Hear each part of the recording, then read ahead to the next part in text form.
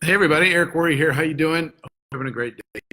Pardon the lighting. I just literally turned on like our light from outside the deck in order to be able to light up this live. But I want to chat with you quickly, whether you're watching live or replay. I want to give you 5 quick tips on how to grow a more successful Uforia business. And as you're going through this, hey Travis, how you doing, buddy? Congratulations on all you're doing. Lot of lives being affected to the positive. Our profession is the greatest profession in the world. And let me just get into the 5 tips, okay? This will be a quick live, but I think it'll be informative for you. Tip number 1, or pillar number 1, is sales. In your business, adding customers on a regular basis, having that be a foundation of what it is that you do, learning how to effectively tell the story, and making sure that you have a good solid ratio of customers to distributors. I know you're focused on bringing in a lot of distributors now, and that's great, but the customer side of things shouldn't be neglected, because it's going to build a thickness to your business that I think is going to be a major competitive advantage. So imagine every single distributor on your team having 10 or more active customers. Imagine that are using the product, getting incredible benefits, and growing, growing their health through this. I think the referrals that come out of that, I think the sales that come out of that, just imagine the thickness per level. Customers, customers, customers, customers, customers, customers. In today's world, whether you're looking at just the regulatory aspect of things, making sure you have a solid customer to distributor ratio, or you look at just the business aspect of things, becoming a great selling organization, not just a great recruiting organization, a great selling organization. There's nothing wrong with selling. Yes, we share, but we're selling. You're selling.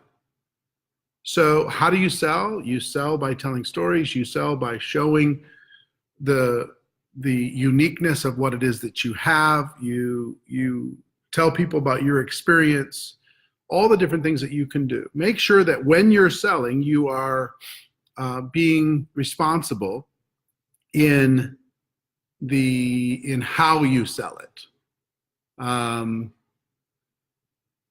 That you're responsible in claims. Be very, very careful when it comes to claims. If you have great symptomatic response to the product, that's wonderful, but be very careful in saying, I had this arthritis and I don't have it anymore, because that could be an arthritis claim. I had this blood pressure and now my blood pressure is under control. That's a blood pressure claim.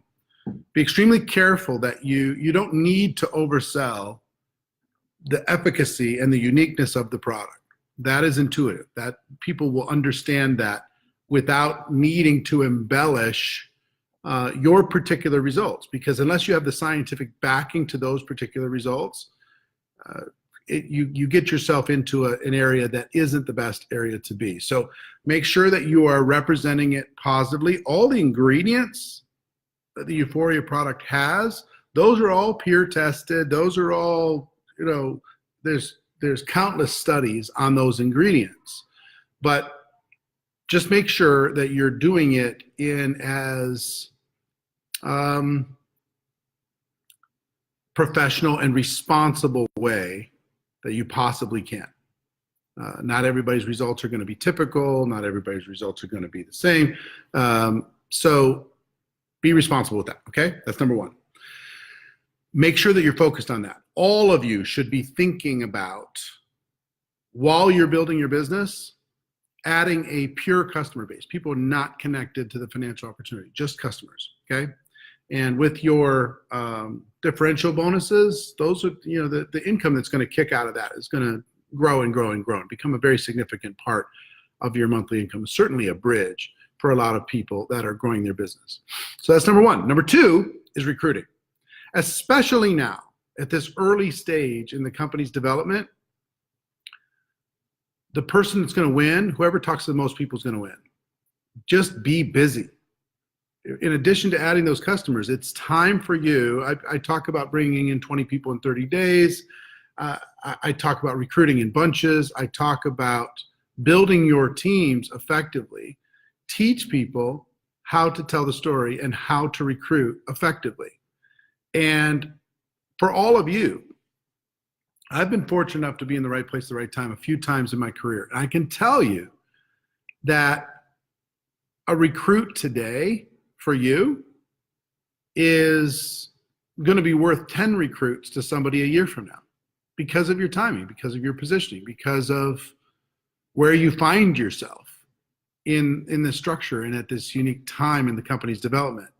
So face your fears. I know many of you are nervous and you're afraid, you don't know what to say. Give yourself permission to be a little bit messy, not have all the answers, don't have everything figured out. You don't have to be perfect. You don't have to have every glossy tool in the world. Just learn how to tell your story and to show people the opportunity that is available to them to start their own business and become entrepreneurs.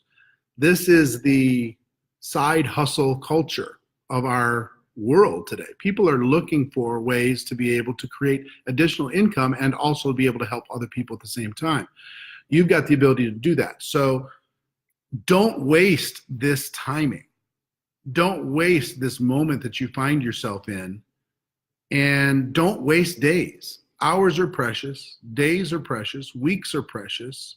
Whoever talks to the most people wins. So number one is customers. Number two is recruiting. These two pillars. I would highly recommend to all of you that you get aggressive and you just set an intention to bring in 20 people in 30 days. You set an intention to build a team now, early, and teach them how to also build customers and also how to bring in additional people. This is not a time to sleep. This is not a time to treat things casually. It's never a time to do that, but especially now for you.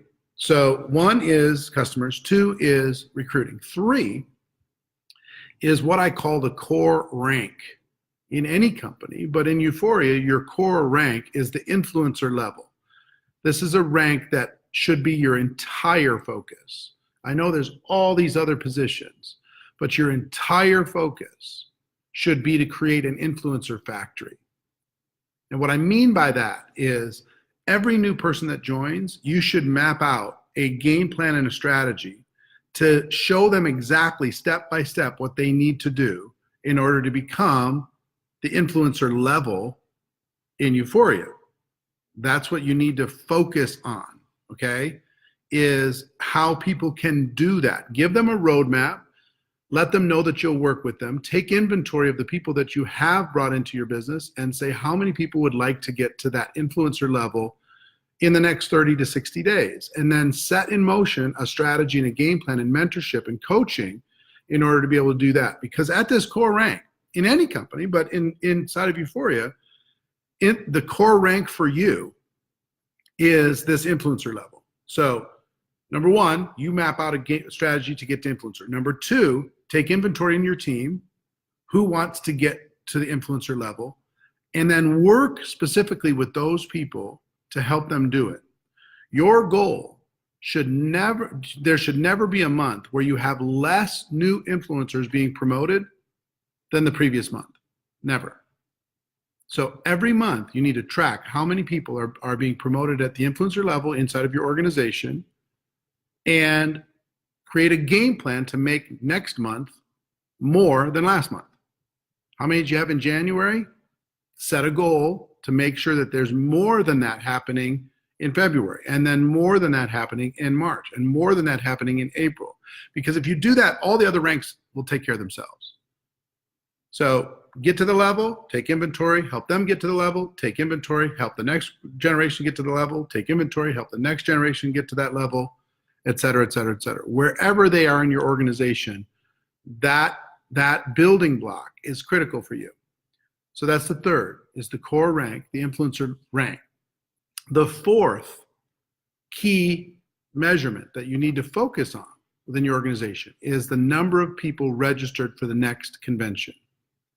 Now, I don't have the details in front of me, but the next conference, you need to create a strategy to get more people from your organization as a percentage of your team to that event than anybody else within the organization. For a large organization, the best I've ever seen in the world is about 50% of your active distributor base. That's the best. It ranges with companies from 2% to 50%. 50% of the active distributors within your organization should be at that convention. But at this early stage, for many of you, you can do higher than that. Every new person that comes in, they need to be locked in with a ticket and a game plan and a strategy to get to that next convention. It's going to be in Vegas, I know. But push hard in order to be able to make that happen. You have time to do it. Whoever gets the most people there is going to win. Okay?